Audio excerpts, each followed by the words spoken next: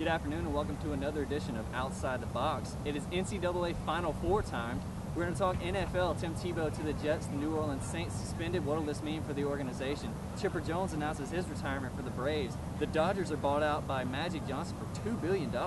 And then we're also going to talk some KSU news as Colbey Tilley retired, the women's coach of 17 years. So keep it here. You're about to go outside the box.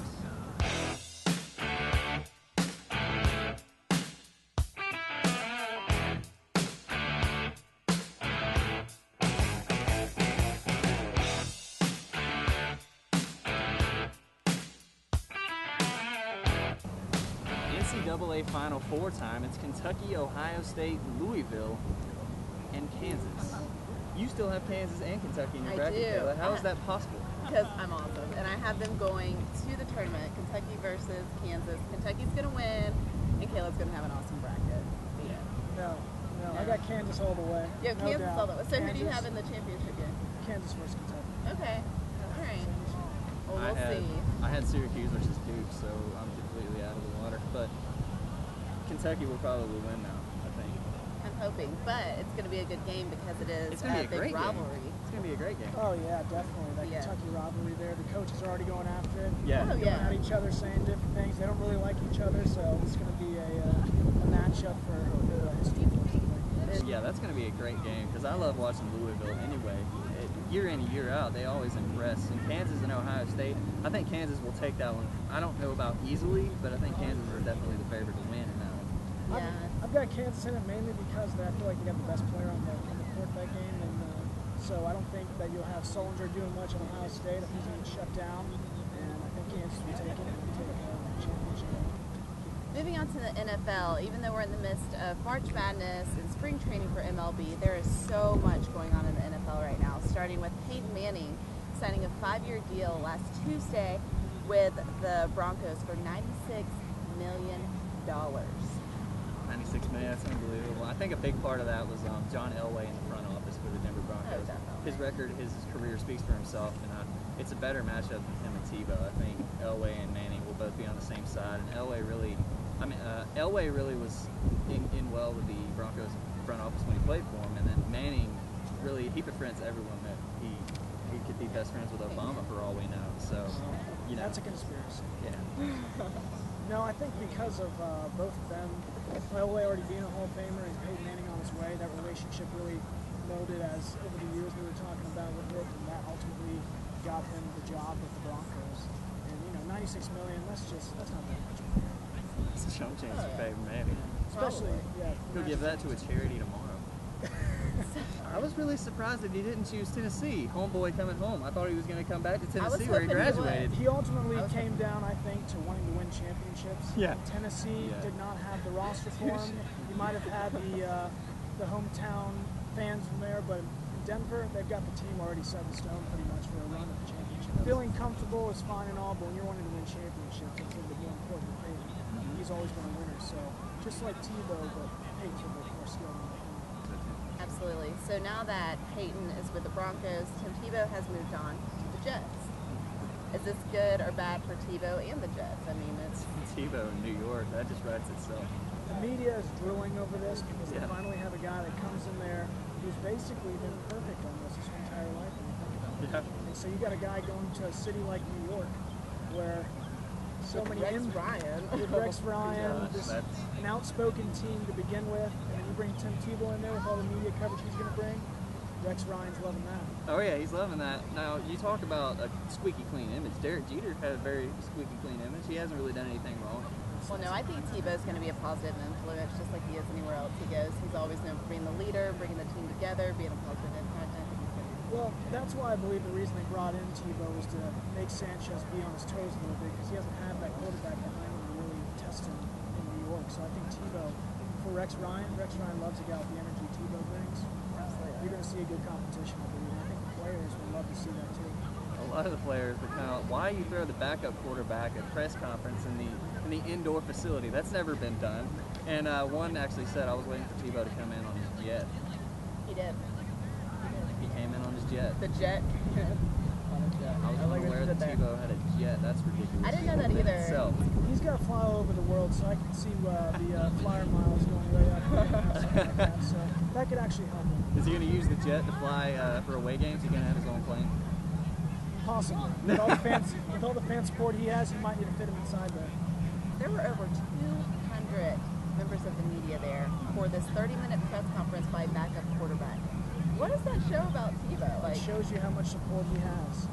The guy is just brings excitement anywhere he goes, because so many people in this country are people who are religious views, and they look at Tebow as a guy that's a great model for anybody for their kids in the future. So, he's a huge role model. Like during the off season, he goes and preaches in different countries. I've read that he preaches to prisoners. So I mean, really, he's outspoken about his faith, and I really respect that as myself. And now Tebow said the word "excited" 45 times in that press conference, Caleb. This is my defense for that. SportsCenter counted it down. I'm sure they did, because everybody has to pick apart everything that poor guy does. He's in New York now. That's going to happen to him every day. Oh, it is, but I think he can handle it. And I think that the reason that he kept repeating himself, because if you listen to the conference, he said a lot of things over and over. Yes, he did. Yeah. And I think it's because every other question was something that was controversial. They were trying to get a controversial story from this Tebow press conference, and you should know better by now. He's not going to give you any kind of quote that's going to allow you to take it and run with it. So when they were asking him about going up against Sanchez, asking him about Rex Ryan and like kind of his record, asking him about that one tweet that was saying we don't need Tebow. I mean, he had just a nice response to everything, and he's going to dodge that question. And sometimes, he just has to repeat himself and say, I'm excited. What about the Saints? What about the Saints? They were caught. Okay. Now you and I were talking off camera that a lot of other teams are doing this too, but the Saints were caught. They were, and I was definitely having their back for a while on it, because I think that a lot of other teams are doing. However, the difference with them is that they were warned over and over and over again and didn't really respect that. So I kind of get the punishment. However, it seems like they're going to take lemons and make lemonade, because Bill Parcells could step in and start coaching now, which could really... It's really interesting, because you lose a coach that everyone admires and thinks is one of the best in the game, and then you might bring in a guy who's been basically a Hall of Fame type coach. He's won championships and knows how to coach, so what are you really losing at this point, besides age? Yeah, and Parcells is a good friend of Peyton. There was a quote I read. It says, "I feel an obligation, a responsibility to help him." So he's not only helping out the organization and himself, he's helping out a friend, which you do have to admire. But talk about the suspension. Sean Payton suspended for a full year. Greg Williams suspended indefinitely. They will talk to him after the end of this season. I think it's pretty harsh still, even though I'm not as hardcore having their back. I still think it's a little harsh. I mean, a full year, maybe half a year, but that on top of the fine and the 2 years not really having any play in the draft until the third round, I think that there's just a lot. I mean, when you think about it, though, deeply, it all goes back to lawsuits that the NFL has been taking on from ex-players with these concussions. Yes. And this is something serious to them. I feel like their penalties have to be big to send a message to people that this should not be wrong. So, in a way, it is big, the year suspension, but the NFL felt like ultimately it had to do something to make a statement to everybody out there. And you have to protect the quarterback. They've instilled rules over the past couple of seasons. They go for quarterbacks like Kurt Warner and Brett Favre, who are already 40-plus years old, barely can run. So you go after them, they're going to be knocked out. They also went after Aaron Rodgers this season. So you really have to protect the quarterback. That's priority number one. And I think the suspensions are actually justified. The quarterbacks are what drives the league. Yes. If you don't have your starting quarterback, he gets knocked out for a season, you're going to see money go down the drain. If Peyton Manning gets knocked out the first game of the season for the Denver Broncos, A, that team's not going anywhere, but B, the ticket sales are going down. yeah, but I mean, do you think that the Saints or anybody going up against the Broncos really care about that? Well, the thing is, they may not care about it, but when you think about it for the long term, the whole NFL will be losing money. And that means players' contracts go down, everything spirals down from there. So ultimately, you got to have your top dogs. It's the thing, the fans come to see two games to NFL games. I compare it to a NASCAR race. They go to see a wreck, they go to see an explosion. In the NFL, they come to see the quarterback, and they also come to see really big hits. So you can't take away those big hits, but you can limit them a little bit. Chipper Jones, great third baseman of the Atlanta Braves, announced last week that he will retire at the end of this 2012 season. Now, guys, Chipper is a career .304 hitter, first ballot Hall of Famer in my opinion. He was the 1999 MVP, 7-time All-Star. Just reflect on Chipper's career. The one thing I'll say about Chipper's career compared to most athletes, especially today, is he stayed with one organization. His entire career stayed with one organization. How great is that for us to be living in Atlanta, to have a guy like that who just is so committed to the Braves? It makes you feel a bit more prouder as a fan to know someone wanted to stick around with that organization. Los Angeles Dodgers purchased by Magic Johnson. I think that attendance is going to boost incredible. We'll talk about that, right? Well, the main thing about that is, yeah, $2 billion he bought that, and it was $700 million more than the next highest bidder. And how he goes that much higher, I'll never know. But he has the money, so good for him. But the president of the team to be Stan Kasten, he's been with the Braves he was back in the late 80s and all the way to 2003 with all those different title runs they made, winning the divisions. And he actually worked for the Atlanta Hawks too. And just a really successful career for him. And he's bringing that in with Magic Johnson. I think the fan base not only already loves Magic Johnson, the type of guy Magic is, they're going to flock to the stadium and they want to see the games. Big Kennesaw State news for sports-wise is that long-time women's basketball head coach Colbey Tilley is retiring after 17 years.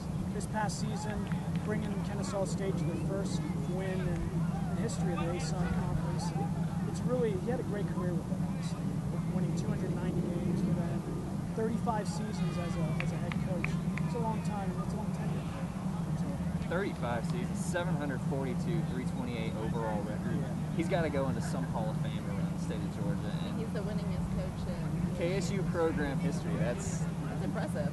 That's ridiculous. And Colbey Tilley he's going to be hard to replace. I spoke with some people in the athletic department though. They're going to be working on an exploratory committee to replace him. Good luck with that because they're huge shoes to fill. Oh, definitely huge shoes. And not only with his success, but the type of guy he was. I spoke with him once, and he's just down to earth, yes. A player's coach, nice person. Couldn't ask for a better coach for this. This is Ryan Gale here with Outside the Box. I'm speaking with Max to my right. Speaking about Chipper Jones. Max, what's the fondest memory for you of Chipper Jones as an Atlanta Brave? What comes to your mind when you think of Chipper?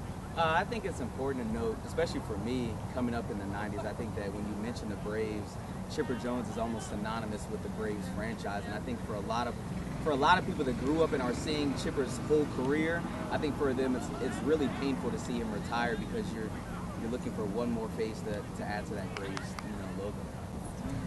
Standing here with Ryan Huff, a freshman at Kennesaw State University, and we're speaking about Chipper Jones' retirement that he announced last week. And Ryan, what's your fondest memory of Chipper over the years? Well, I got a lot, but if I were to say one, I went to a game probably 2 or 3 years ago, and I watched Chipper hit a home run, and the place went nuts. I mean, it's rare to see it as a Brave where people are actually excited at the games lately. And it meant a lot to me as a huge Braves fan. Hi, I'm standing here with Chance Stockberger, and he is a sophomore at Kennesaw State University, and we're talking about Chipper Jones and his announcing of retirement. What, in your mind, was the best memory for Chipper over the years for you? Probably growing up watching Chipper and Andrew and all them play back when they had the World Series appearance teams back in the 90s. Just watching all them play and seeing Chipper just constantly in the All-Star games whenever I was younger, just growing up with being a Chipper Jones fan. Thanks, Ryan. That's all we have for you this week on Outside the Box. Tune in next week as we'll break down the Final Four. It's going to now be the Final Two. Who's going to go to the championship game? Who's going to win? Halo's got Kentucky. We'll see what happens. Thanks for watching Outside the Box.